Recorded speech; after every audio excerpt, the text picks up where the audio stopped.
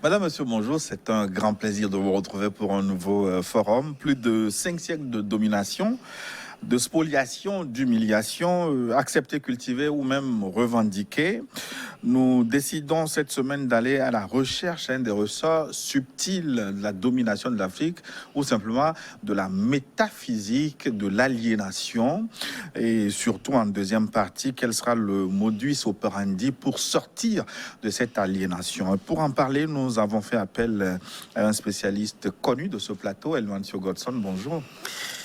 Oui, bonjour cher ami, bonjour aux téléspectatrices et téléspectateurs de New TV. C'est toujours un plaisir de me retrouver sur votre plateau et c'est toujours un plaisir renouvelé de retrouver un ami.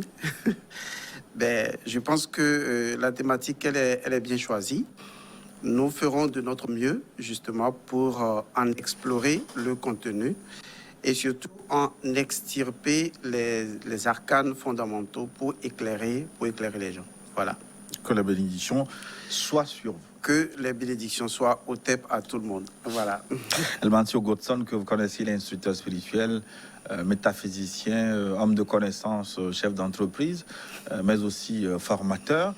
Et c'est justement sur une de vos chaînes YouTube que j'ai découvert une vidéo dans laquelle vous parlez de l'aliénation mentale de l'Africain. Qu'est-ce qui vous a poussé vers le choix d'une telle thématique? Merci. Je pense qu'aujourd'hui, nous avons sur le continent africain beaucoup de défis à relever. Et ces défis reposent sur un élément fondamental. Parce que dans la recherche des solutions idoines pour pouvoir aboutir au développement de l'Afrique et de l'Africain, on nous met souvent d'entrer dans la dimension métaphysique, c'est-à-dire dans la dimension où les principes premiers, où les causes premières des choses originent. Et tant qu'on exclut cette dimension fondamentale de l'être, alors que cette dimension participe quotidiennement à l'être et à sa société, dès qu'on ignore cette dimension, il se posera un problème, un manquant, qui fera que le développement ne sera jamais. Et quand on parle de développement, il faut reconnaître qu'il s'agit d'abord d'un processus qui commence à l'intérieur de l'individu.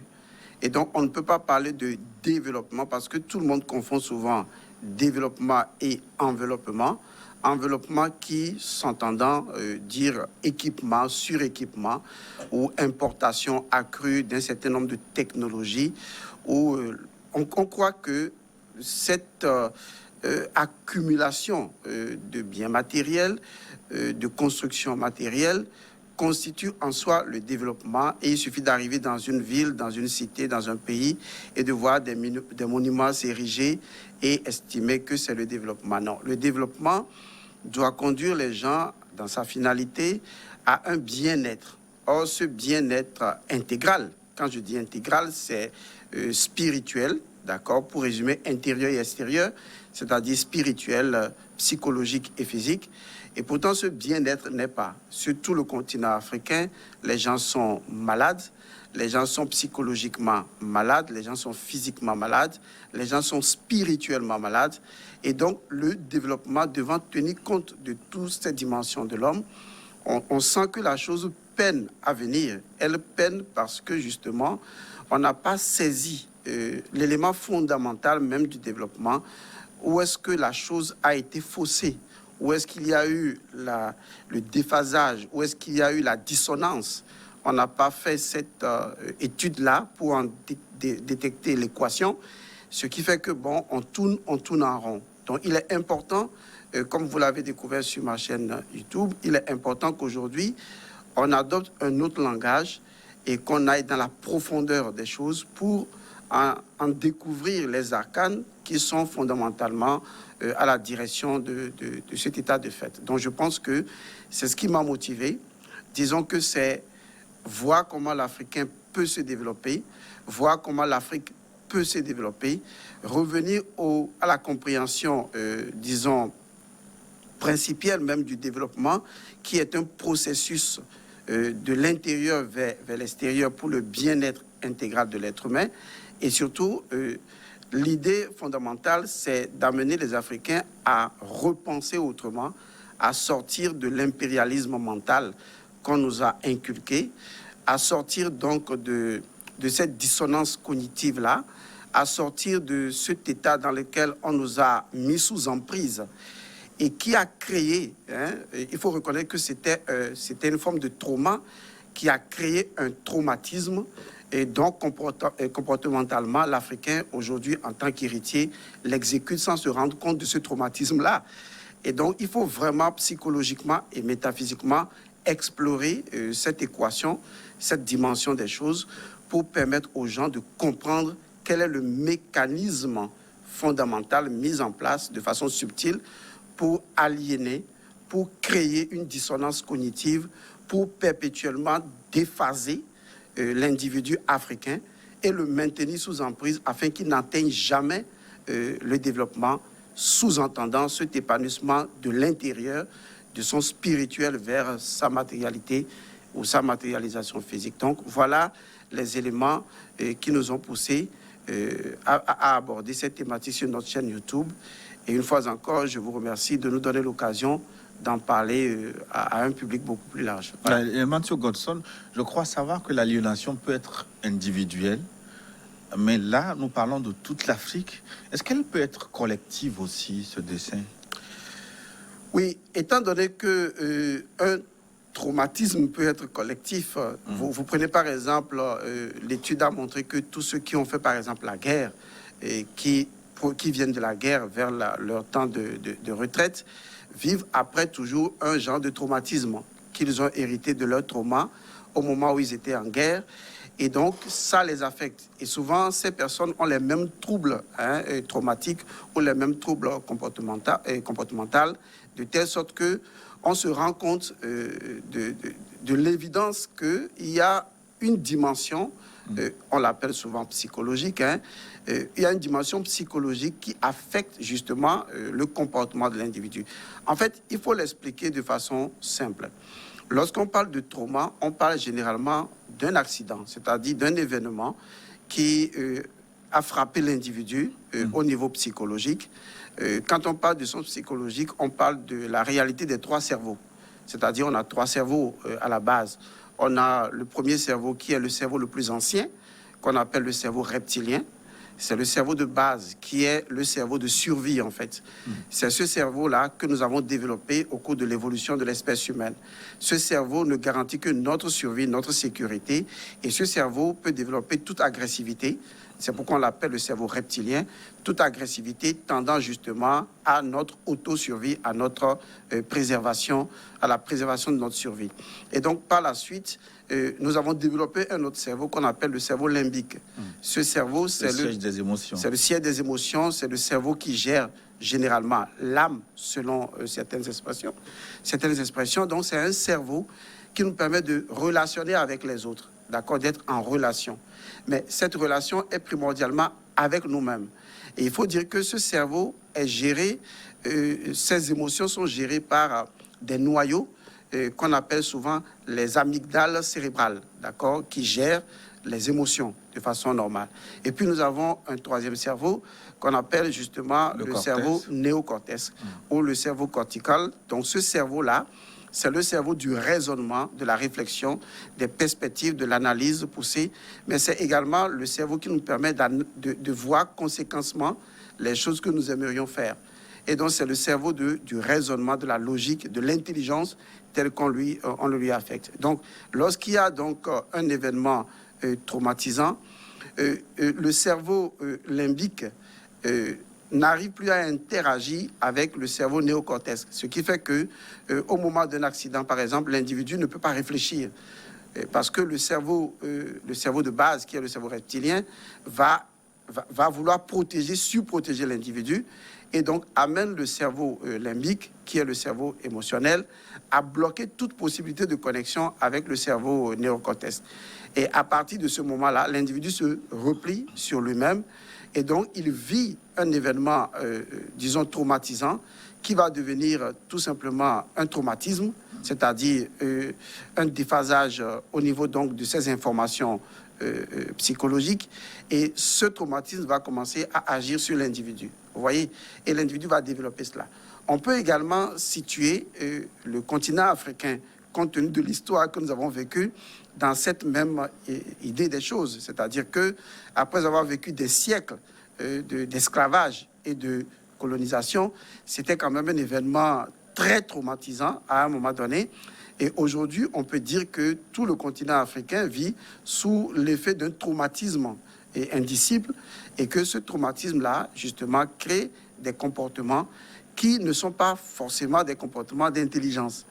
Et donc, on vit cette rupture avec une dimension d'intelligence des choses qui devrait nous permettre de faire les choses autrement. Donc, quelqu'un qui vit un traumatisme, tant que le traumatisme n'est pas réglé ou régulé au niveau des amygdales cérébrales, par exemple, l'individu ne peut pas retrouver donc le sens de sa raison. Donc, il existe effectivement ce traumatisme collectif, pour répondre à votre question.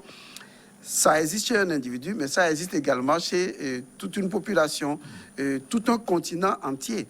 Et ce qui est encore plus effarant, et je vais vous le dire, c'est que tout traumatisme qui agit justement sur les comportements et qui, agissant ainsi sur le cerveau reptilien, va obliger le cerveau reptilien, qui est un cerveau d'adaptation également, va obliger le cerveau reptilien à chercher à s'adapter, n'est-ce pas, à la situation. D'ailleurs, l'espèce humaine, tout au long de son histoire, n'a fait que s'adapter. Depuis la forêt jusqu'à la civilisation actuelle, on s'est adapté. Et donc, cette adaptation est devenue un code ou une information génétique. De telle sorte qu'aujourd'hui, les enfants que nous mettons au monde possèdent déjà ce code-là. Pour vous donner un exemple très simple, vous allez remarquer, certainement vous avez fait attention à cela, vous allez remarquer que avant qu'on ait eu vraiment de route en Afrique, les animaux se promenaient n'importe comment. Et vous voyez le chien, le coq, la poule, traversaient les voies n'importe comment et se faisaient écraser régulièrement par les conducteurs.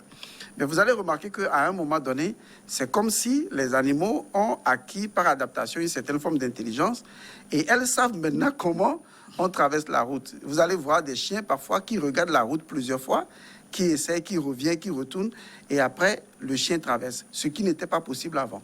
Donc, on a tous de commun accord avec la nature et les animaux, l'espèce animale, on a cette fonction d'adaptabilité. Et donc, ce qui va se produire, c'est qu'au fur et à mesure que ce traumatisme-là va être perpétué, ça va devenir congénital. C'est-à-dire qu'on va finir par l'adapter dans notre fonction adénique, et on va commencer à transmettre ce traumatisme-là. Et donc, du coup, les enfants de nos enfants vont hériter subtilement de ce traumatisme sans s'en rendre compte, puisque celui qui est fou ne se rend pas souvent compte qu'il l'est. Et donc, on va mettre au monde des enfants qui seront dans cette même disposition psychologique et vont vivre ce traumatisme. On va se le répéter encore et encore et encore. Et c'est ce qui se produit. Et aujourd'hui, on continue le processus, ce processus étant maintenu justement par ce dont j'ai envie de vous parler, qui est ce que j'appelle la métaphysique de l'aliénation, parce que c'est de là qu'origine donc cette scène orchestrée volontairement par des gens pour pouvoir maintenir, grâce à ce traumatisme qui est devenu pratiquement congénital, grâce à ce traumatisme-là, qu'il continue toujours de créer, parce que le traumatisme ne crée toujours pas la peur.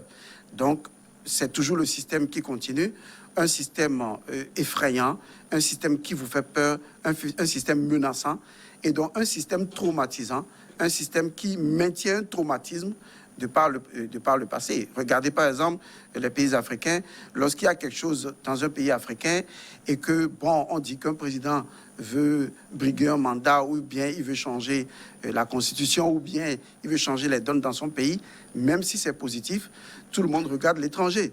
On dit que va dire la France, que va dire les États-Unis, que va dire... Et on met toujours l'épée de Damoclès, parce qu'on vous dit, attention, on est là pour vous chicoter, pour vous faire du mal, on peut vous tuer même dans le sommeil. Donc, la peur est toujours maintenue, toujours. Et ça nourrit le traumatisme de façon consécutive, et ça transforme cela en un comportement qui se fait adapter par notre système reptilien et finalement on gère ça et on donne ça à nos enfants. Nos enfants naissent avec nos peurs. Les enfants naissent avec nos défauts.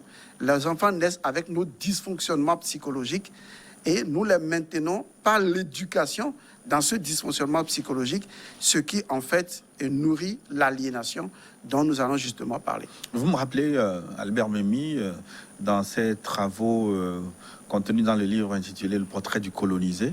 Okay. Cela m'amène à vous demander si c'est possible, vous l'avez quand même égrené déjà, mais si on peut aller en profondeur et tracer le profil de l'Africain traumatisé, aliéné désormais. Alors, quels sont les dysfonctionnements que vous remarquez sur lui? Vous avez parlé de la peur, vous avez parlé d'autres choses, mais de façon approfondie. De quoi souffre l'Africain? Comment se présente-t-il aujourd'hui? Tracez-nous son portrait pour que nous puissions analyser de quelle profondeur il se trouve à l'intérieur de la Terre. Bon, en fait, le premier élément dans ce portrait, tel que vous êtes en train de le demander, c'est la perte de son identité. Ça, c'est le premier élément. Tout le monde en parle, tout le monde en parlera, c'est la perte de son identité. Lorsque vous parlez de l'identité de quelqu'un, vous parlez de ce qui fait son « je suis ». Vous voyez, son « je suis ». Ce n'est pas parce que la personne dit « je suis » que la personne est vraiment son « je suis ». Aujourd'hui, le « je suis » est devenu « je suis » et on le suit avec nos noms et prénoms. Vous voyez? Mais quand je parle de ce « je suis » identitaire, il s'agit d'un « je suis » où l'individu a conscience de qui il est vraiment et non de comment il s'appelle. Et ça, les gens ne font pas la différence. Ce qui on est vraiment, cette perte d'identité, veut dire simplement que nous ne sommes plus reliés à ce qui fait notre culturel et à notre culturel. Parce que c'est justement ce culturel et ce culturel qui fondent notre identité, qui fondent notre souche première, qui fait de nous un individu qui ne ressent pas, le deuxième élément, un vide intérieur. C'est-à-dire, il y a toujours dans l'Africain d'aujourd'hui un vide intérieur qu'il cherche continuellement à compenser. Parce que ce vide est créé systématiquement et systémiquement par la perte de son identité. Parce que quand vous ne savez plus qui vous êtes, vous n'avez plus à quoi vous relier en tant qu'individu, vous ressentez un vide. Ce vide va vous conduire à une forme de frustration intérieure. L'Africain est toujours frustré en lui-même. Frustré parce que il est comme s'il n'est jamais à sa place. Est-ce que vous voyez? Il n'est jamais à sa place. Il veut toujours, disons, démontrer qu'il est à sa place. Et il en fait trop parce qu'à un moment donné, il peut même assassiner ses confrères juste pour prouver à l'autre, d'accord, qu'il est digne d'être exactement à la place qu'il est. Et cette frustration est si marquante que l'individu va vivre ce qu'on appelle justement un manque de confiance. C'est-à-dire que l'Africain, c'est celui qui manque de confiance en lui-même. Il se voit toujours inférieur à ses réelles capacités, les capacités lesquelles ne proviennent que de son identité, parce que vous ne pouvez pas utiliser vos capacités tant que vous n'avez pas l'éveil identitaire. Donc, il se sent toujours inférieur. Dans une entreprise, quand il voit tout de suite un blanc, il se sent inférieur à lui. Sans même questionner le blanc, questionner son niveau d'études, son niveau de compétences, il se sent tout de suite inférieur à lui. Parce que dans ses gènes ou dans ce qu'on lui a inculqué, il a un tel manque de confiance en lui que dès qu'il voit, entre griffes, cette race qui, disons, a pris le dessus sur, d'une manière ou d'une autre, sur ses ancêtres, en quelque sorte, il se sent tout de suite inférieur. Il vit ce sentiment d'infériorité de façon criarde. Et il cherche à compenser ce sentiment d'infériorité en usant de l'élément le plus basique et le plus bête, c'est la violence. Est-ce que vous voyez? C'est pourquoi dans la plupart des pays africains, ceux qui ont une parcelle de pouvoir vont toujours chercher à utiliser la violence parce que ces personnes sont marquées par un sentiment d'infériorité qui montre que ces personnes ne se sentent pas vraiment exactement à leur place parce que ces personnes vivent une certaine frustration intérieure qui provient d'un vide intérieur et qui en fait n'est que la conséquence de cette rupture identitaire, d'accord, que j'appellerais encore une dissonance cognitive. Et quand on a tous ces problèmes-là et qu'on occupe des postes de responsabilité, il en vient alors que la gestion des choses de la cité ne peut pas aboutir positivement, puisqu'on ne dispose pas des éléments fondamentaux qui font l'identité, à savoir les valeurs. Or, les valeurs, bien qu'universelles, leur transmission, d'accord, passe par le couloir d'une chose qu'on appelle la tradition. Est-ce que vous voyez? La tradition contient en elle-même la spiritualité propre à une race, à un peuple, à une ethnie, à une configuration mentale. C'est ça qu'il faut d'abord comprendre.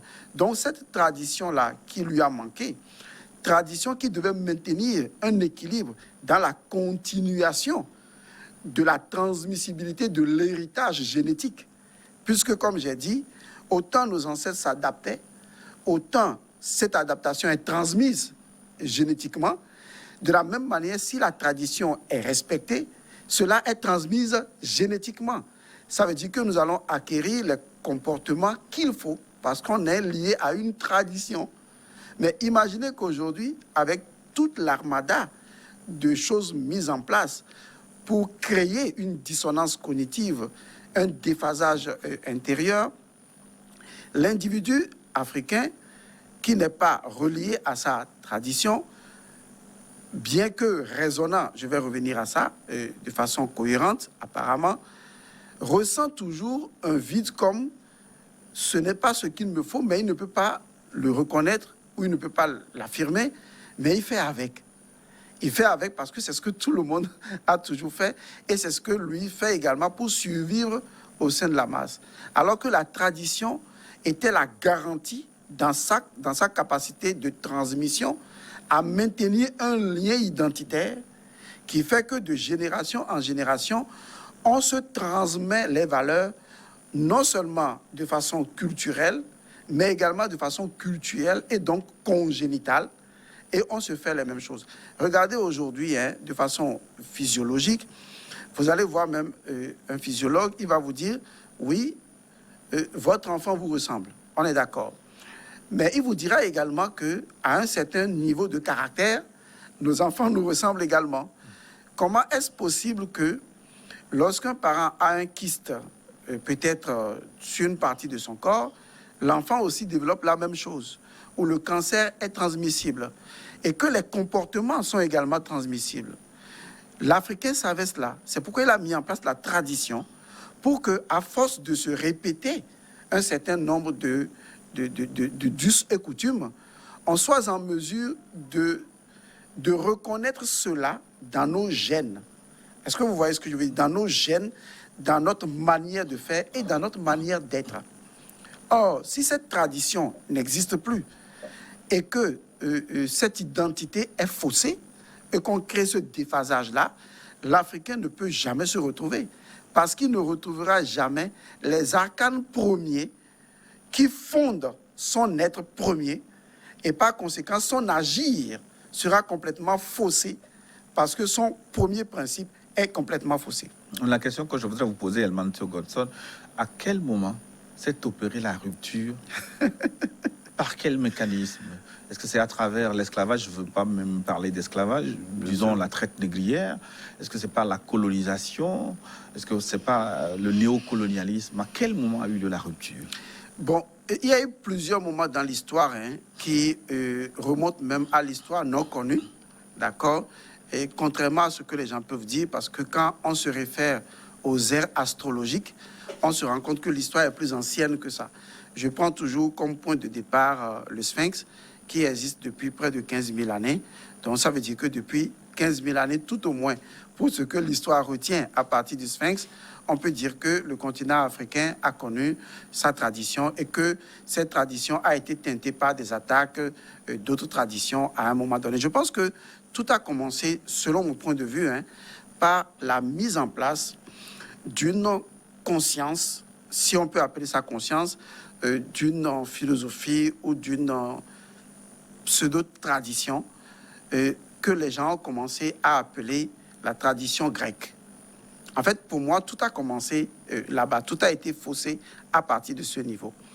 Je le dis parce que, vous savez, lorsque les premiers barbares, comme nos ancêtres les appelaient, étaient partis en Égypte pour s'instruire, et donc c'était les Grecs, pour étudier auprès de nos ancêtres et avoir ce qu'on appelle un système débutant de raisonnement et de logique, ayant donné naissance donc à la dialectique que nous connaissons à la Grèce antique. Ils n'ont pas traduit correctement, d'accord, le fond de ce que nos ancêtres leur avaient enseigné. Ils ont mis en place un système logico-logique, d'accord? Je l'explique, hein. Ça veut dire quoi? Ça veut dire que pour eux, tout ce qui est logique et peut faire l'objet d'un raisonnement et aboutir à une conclusion est la vérité. Enfin, en résumé, c'est ça. Malheureusement, le cartésianisme, la raison pure. Et cette raison pure a émergé parce que ces personnes qui étaient allées voir nos ancêtres, qui ont été instruites, alors que ces gens, il faut reconnaître qu'ils étaient d'abord des barbares. Donc, ils n'étaient pas très évolués pour comprendre la métaphysique de nos ancêtres, mais ils ont pu évoluer pour atteindre un niveau de raisonnement que vous les appelez Platon ou autres. C'était des personnes qui ont appris, chez nos ancêtres, auprès de nos ancêtres, et qui ont évolué progressivement dans leur système de raisonnement et qui ont mis en place la plus grande arnaque de l'histoire, c'est ce système dialectique-là. Mais le système cartésien. Le système cartésien, c'est, excusez-moi, hein, c'est un faux système.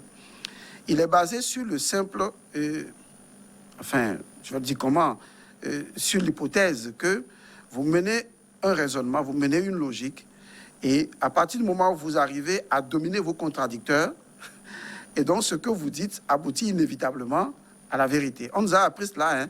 Tu fais l'introduction, tu fais thèse, l'antithèse, et tu aboutis à la conclusion. Et donc, on nous a familiarisés avec ce type de raisonnement, et nous tous, on a cru à ça. On s'est dit, waouh, si j'arrive à faire ça, eh bien, j'arrive à la conclusion. Mais tout ce qui est logique et tout ce qui répond à un raisonnement n'est pas forcément la vérité. Donc, la vérité ne se trouve pas dans la logique. Parce que c'est une vérité intellectuelle qui est très limitée. Oui, très limitée et qui, à la limite, est très fausse. Dans la mesure où, vous savez, on peut avoir une logique parfaite dans le djihadisme. Et on le constate aujourd'hui. Ils ont leur logique parfaite. Il y a un raisonnement parfait. Vous prenez l'impérialisme. Ceux-là même qui continuent de mettre en place leur système impérialiste ont une logique, un raisonnement. Même la dictature a une logique et un raisonnement. Le serial killer a une logique et un raisonnement. Donc, tant que vous prenez un processus, vous voyez, la logique, c'est un processus. Quand vous prenez un processus comme étant la vérité, vous tombez rapidement dans l'erreur. Et donc, on nous a tous embarqués dans le fait que nous devons suivre une logique qui finit par aboutir à une norme prédéfinie, d'accord, qui est la prison dans laquelle on nous a déjà mis en place. Et quand vous ne menez pas une logique et un raisonnement par rapport à ça, vous êtes vu comme un outsider, quelqu'un qui est opposé au système. Or, ce système, il est gangréné et il est autodestructeur, puisque un ensemble mélangé de raisonnement et de logique ne peut aboutir qu'à une implosion du système. Et tôt ou tard, le système va imploser. Il implosera parce que les éléments anachroniques et désynchrones qui sont à l'intérieur du système vont étouffer le système. Regardez aujourd'hui comment ça fonctionne sur tout le plan politique. Pourtant, ce qui apparemment est raisonnable et logique n'est pas perçu de la même manière par tout le monde. La Russie ne voit pas la chose de la même manière que les États-Unis. Et la France non plus. Et on vit dans ce méli-mélo. Finalement, on se dit, où va le monde? Donc, nos ancêtres pensaient que la logique et le raisonnement ne pouvaient pas nous conduire à la vérité parce que la vérité est antérieure à la logique et au raisonnement.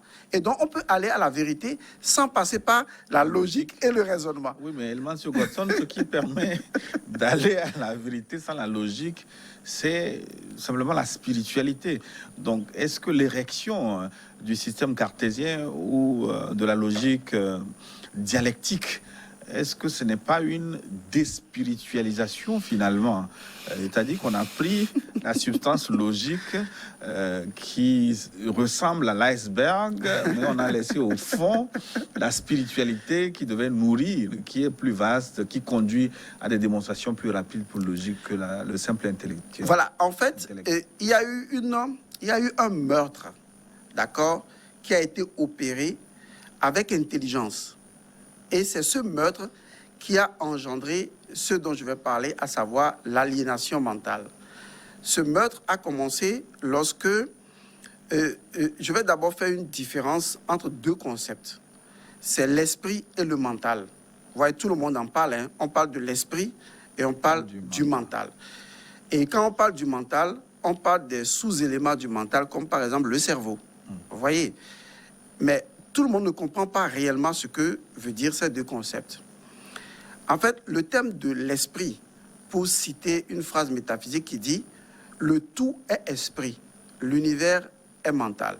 Le tout est esprit, cela signifie que l'esprit est juste une interface de champ de toutes les possibilités. Ça veut dire que pour l'esprit, absolument rien n'est impossible. Pour l'esprit, tout est absolument possible. C'est ce que j'appelle généralement le point de non-mesurabilité. C'est-à-dire un champ, un point qui est en même temps le plan infini. Donc l'esprit est paradoxalement le tout.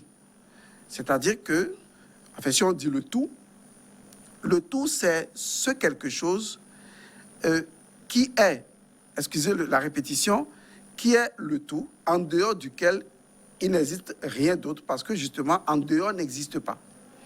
Ce qui veut dire que c'est à partir de ce champ qu'on peut dire que l'homme et Dieu sont un, si on rentre dans le concept spirituel.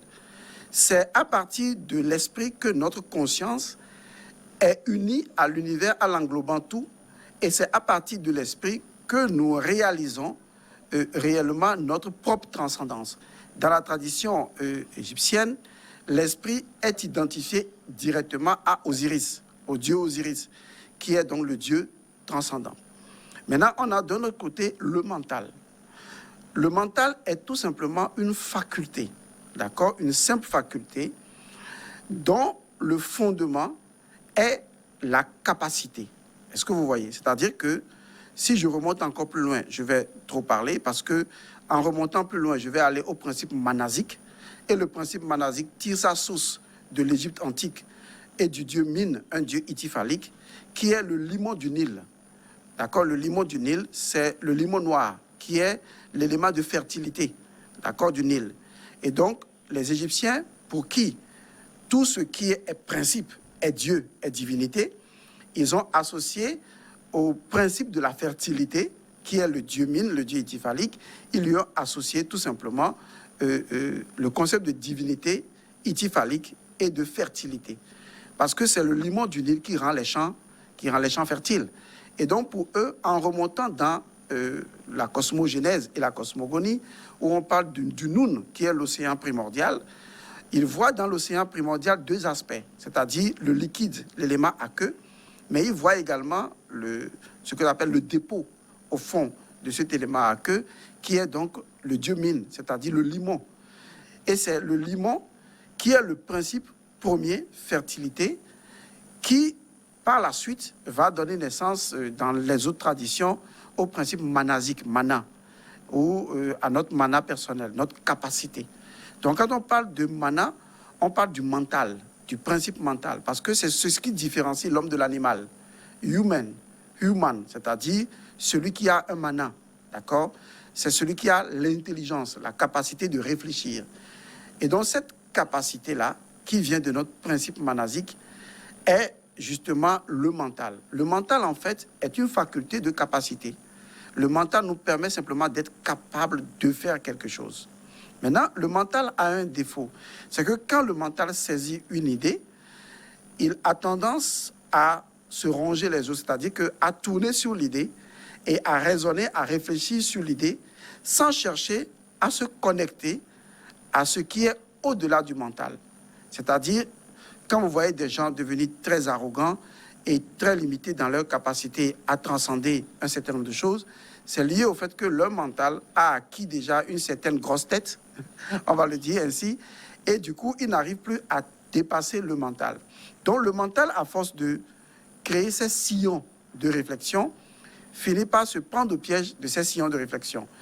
Et donc, en adoptant le cartésianisme comme seule voie de la vérité, c'est admettre qu'il n'existe que le mental. Oui, c'est ce que je voulais dire. Et oui, exactement. Donc, non, le c'est ça. cartésianisme, c'est la déconnexion du mental de l'esprit. Exactement. Voilà, c'est la déconnexion du mental de l'esprit. C'est ce que j'appelle le meurtre. C'est-à-dire que l'enfant a tué son père. Vous voyez, le mental a tué ce qu'il a produit. Oui. Et donc, quand le mental tue l'esprit, le mental se fait Dieu. Et donc, tout ce que nous disons, vous voyez leur civilisation, la civilisation occidentale, de plus en plus nie ce qui est spirituel et se focalise sur ce qui apparemment est scientifique, qui est démontrable selon eux. Est-ce que vous voyez? Et pourtant, ils sont conscients que la chose même qui permet de démontrer toutes les choses démontrables est indémontrable. Démontrez-moi la conscience. On ne peut pas démontrer la conscience. Vous ne pourrez pas démontrer la conscience. Parce que la conscience est quelque chose que l'on a sait. La conscience, c'est encore plus facile de démontrer la conscience que l'inconscience. Il y a plus difficile. Exactement. Parce que, oui, c'est parce qu'en fait, quand on dit la conscience, elle regroupe également cette dimension de l'inconscient. Même si, d'une manière ou d'une autre, le système freudien, d'accord, a inversé les choses. Je parle d'une conscience qui n'est pas la conscience de veille, d'accord, qui est opposée à l'inconscient. Je parle d'une conscience globale qui est au-delà même de l'inconscient. Est-ce que vous voyez? Bon, ça, ce sera des concepts métaphysiques un peu trop difficiles. Et donc, en érigeant le mental Dieu, voilà, on va l'appeler comme ça, et dans son système intellectualiste, qui est devenu l'intellectualisme pur et simple, et en niant tout ce qui précède, ces gens ont mis en place de façon parfaite un système parfait, correspondant parfaitement à leur identité à eux. Est-ce que vous comprenez ce que je dis? Je vous le réexplique autrement. D'une autre façon. Vous savez, le mental, ce n'est pas le cerveau. C'est une faculté qui se représente physiquement par le cerveau. Tous les mentals, on le dit également comme ça, tous les mentals ou tous les mentaux ne sont pas les mêmes. Tous les mentals ne sont pas les mêmes. Le mental africain est différent du mental européen, qui est différent du mental, disons, indien, ou si vous voulez. Je ne vais pas remonter dans la race, mais je veux dire que, excusez le terme, bien que je ne l'aime pas trop, toutes les races n'ont pas le même mental. Il n'existe pas de mental universel. Ça n'existe pas. Il faut bien le comprendre. Chaque peuple ou chaque continent a un mental qui lui est adapté. Parce que ce mental a évolué compte tenu de son environnement, de son milieu, de l'importance des éléments, les 4 éléments, c'est-à-dire le soleil, enfin le feu, l'eau, l'air, la terre et tout ça, l'importance de ces éléments dans son environnement. Or, l'Africain a développé un élément fondamental à son mental, c'est la mélanine. Est-ce que vous voyez? Qui est donc cette divinité mine qui s'exprime directement à l'intérieur du mental, la mélanine. La mélanine est une substance ou un principe, nous on l'appelle un principe ou le dieu mine, qui dans sa fonction primaire perçoit les choses comme une globalité, comme un tout. Donc, il n'est pas possible pour l'Africain de percevoir les choses de façon entrecoupée. Je vais vous donner un exemple simple. Lorsque les gens sont venus en Afrique, ils ont dit que les Africains sont des polythéistes. Ils ont tiré la conclusion que nous sommes des polythéistes. Suivez-moi bien, s'il vous plaît.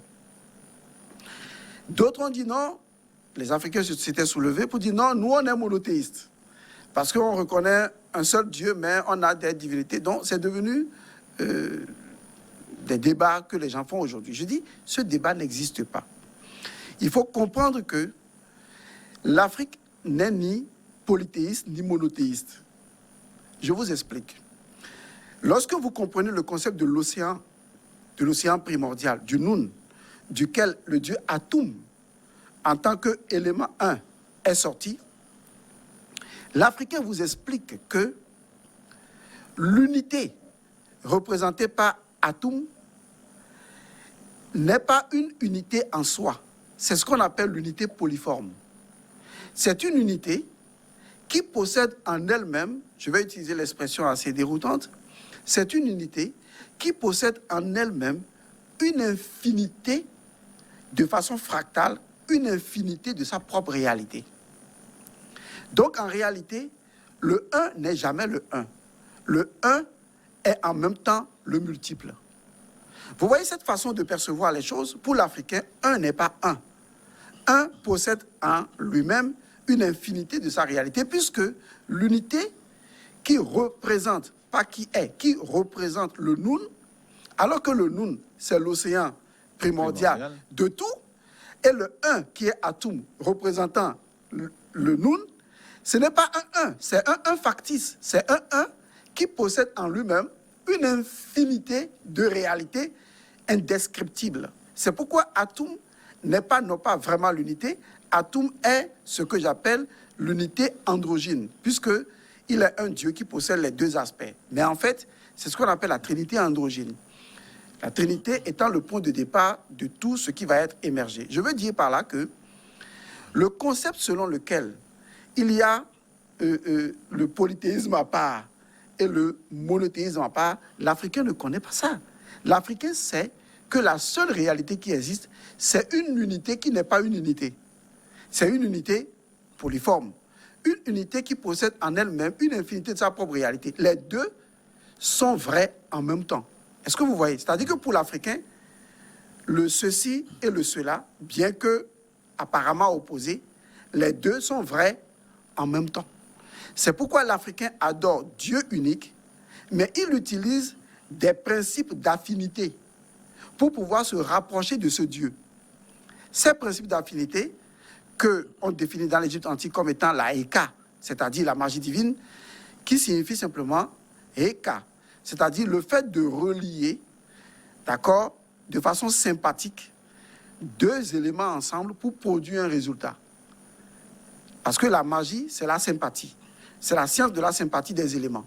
C'est-à-dire que je mets un élément sur un autre élément parce que je sais que les deux possèdent la même énergie et cela me permet de produire un résultat. Je mets du bois sec et j'allume le feu avec. Parce que grâce au bois sec, le feu peut brûler. Est-ce que vous voyez? Donc, l'Africain a développé cette conscience des choses et a commencé alors à adorer les principes qui lui permettent de produire un résultat. Et il voit dans ces principes l'expression du principe unique. Parce que pour lui, c'est indissociable l'unique et les éléments qui constituent de façon fractale. Vous voyez la dimension de l'unique. Et donc pour lui, il n'est ni dans le polythéisme, ni dans l'animisme, et dans, qu'on appelle dans le monothéisme.